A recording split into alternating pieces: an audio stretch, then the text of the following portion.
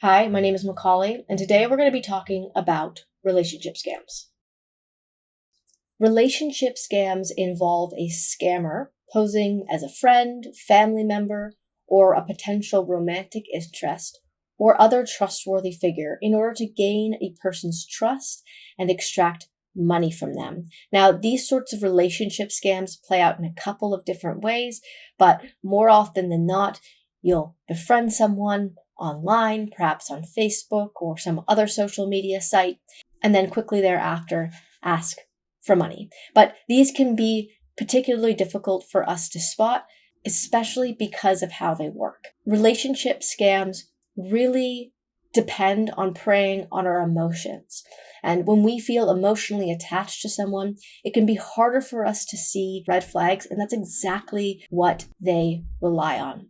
Now, when we talk about relationship scams, we may be talking about a few different types of scams. So there are romance scams, military impersonation scams, which tend to be a sort of subset of romance scams, and grandparent scams. Today, we're going to be focusing on romance scams and military imposter scams, but we also have another video talking specifically about grandparent scams. So if you're interested in learning more about those specific type of scams, you can check that video out after this.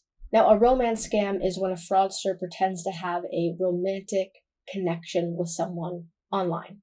Romance scams usually occur on dating apps or online forums and even social media, so Facebook, Instagram, for example. And while romance scams can affect anyone, scammers tend to target those who are most vulnerable. That's widows, divorcees, and older adults, preying on their vulnerability to develop a relationship as quickly as possible so that they can play out their scam. All right, so how do you spot a romance scam? It might be a romance scam if they are quick to call it love. So in romance scams, they'll do something called love bomb. This is when you escalate a relationship quickly, tell you a lot of things about themselves, and then quickly tell you that they're falling in love with you. Then they'll usually suggest that you move to a less formal type of communication. So say this started on a dating app, they'll quickly suggest that you move the conversation to a messaging app like Snapchat, WhatsApp, or Telegram. At this point, they'll start to ask for things. Once they have your trust, the scammers create elaborate scenarios and ask for financial help to get them out of trouble by sending cash or gift cards or investing in cryptocurrency schemes. They may tell you that they recently had an injury and had to go to the hospital and now have to pay a massive hospital bill and ask you for your help in paying for it. They never meet in person or appear on video chat. Scammers often propose marriage or offers to meet in person, but has some sort of ongoing excuse for why they can't meet. Now, this scam will continue as long as they can get something out of you. The end goal of online dating scams can vary. Sometimes the goal is to get you to divulge personal information and make you the victim of identity theft. Other times, they'll continue to scam for months or years, trying to con you out of as much money as possible.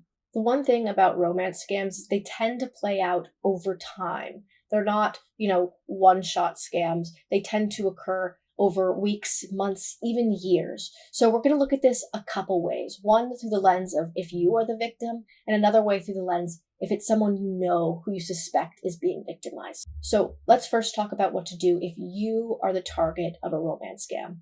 So first of all, same thing with any other online scam, cease communication immediately. And if you're feeling unsure of whether this is a scam or not, talk to someone you trust. Don't be embarrassed to reach out to someone. These scams happen to so many people all the time. You're not alone, and you'll have an easier time getting through it if you have the support of friends and family.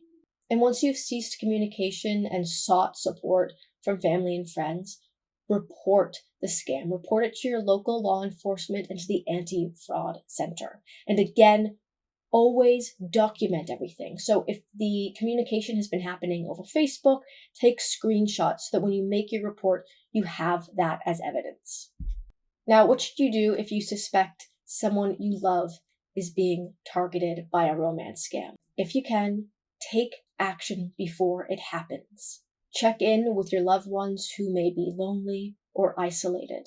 Talk to them about romance scams, about how they may be targeted and how they can protect themselves if they are. And if it's something that you and they feel comfortable with, Talk about account monitoring. Now, if you suspect they're already in the midst of being scammed, talk to them, but be gentle and don't shame them. Again, when you're dealing with a romance scam, the victim may be emotionally attached to their scammer. So by scolding them, you may push them further away from you and closer to their scammer. Additionally, because of the nature of the scam, this may be even more vulnerable than being attacked by other scams. So they may be incredibly embarrassed. So you need to be gentle when approaching the subject. Once you've spoken to them about it, suggest that they slow down or cut off communication with the person. See how they react, and again, always approach with empathy. You don't want to drive them away and closer to their scammer, and that can so often happen with this type of scam to devastating consequences. Now, the next thing we're going to talk about are military imposter scams. Now, these can play out like a subset of romance scams, in which the scammer pretends to be a member of the military in order to gain sympathy and take advantage of trust in the institution. And they'll use their military service as an excuse to ask for money for things, as well as hide behind the average person's ignorance to military protocol, like saying that they can't video call because of security reasons, which is not a standard military protocol. How to spot a military imposter scam. So it might be a military imposter scam if they use one or more of these common stories. They say they're on a peacemaking mission. They tell you their parents or wife or husband are deceased. They claim to have children who are being looked after by a nanny or guardian. These are common narratives spun in order to gain empathy from you as a victim. They profess their love almost immediately. So again, a lot of military imposter scams also double as romance scams. So the same sort of things can play out. They ask for money, giving excuses like they can't access their bank account because they're on a mission overseas. They want you to help them to get money to get back into the country, to go on leave or retire. They say that a commanding officer is demanding money from them, or they need money to pay for their children or medical procedures. Now, they'll always say that they can't video chat or meet, and again, they'll say stuff like this is for security reasons. They only use a personal email, so if you're emailing, they won't have a military email. They will have just a gmail.com or regular domain. Their social media accounts may be sparse, and again, they'll want to move the conversation to some sort of less formal messaging software like a WhatsApp or text message. Now, what do you do if you have been targeted by a military imposter scam? Well, it's the same thing across the board. So stop all contact immediately. Cut communication. Talk to someone that you trust about the incident and report the incident to local law enforcement and the Anti-Fraud Center.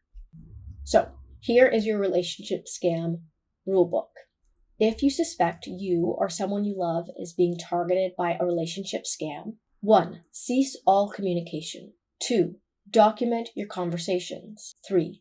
Never send money to people you meet online or people who call you. Be wary of crypto schemes. Don't invest in them. That is a big red flag of any type of online scam. Never give people your personal information. Never provide your personal phone number or email to people online. And if someone is asking you too many questions, be suspicious of them. Now, here are a few additional tips to protect yourself from these types of relationship scams online. Social media and dating apps can be really fun, but we want to make sure we're protecting ourselves on these platforms. On social media, set the highest privacy settings possible. Use unique photos on dating apps than ones that you have on your social media so that scammers can't find you on a dating app and then target you on social media by matching up your pictures.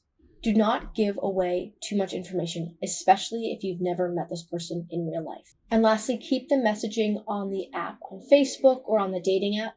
Scammers often try to move conversations off these apps onto less monitored services to use to their advantage.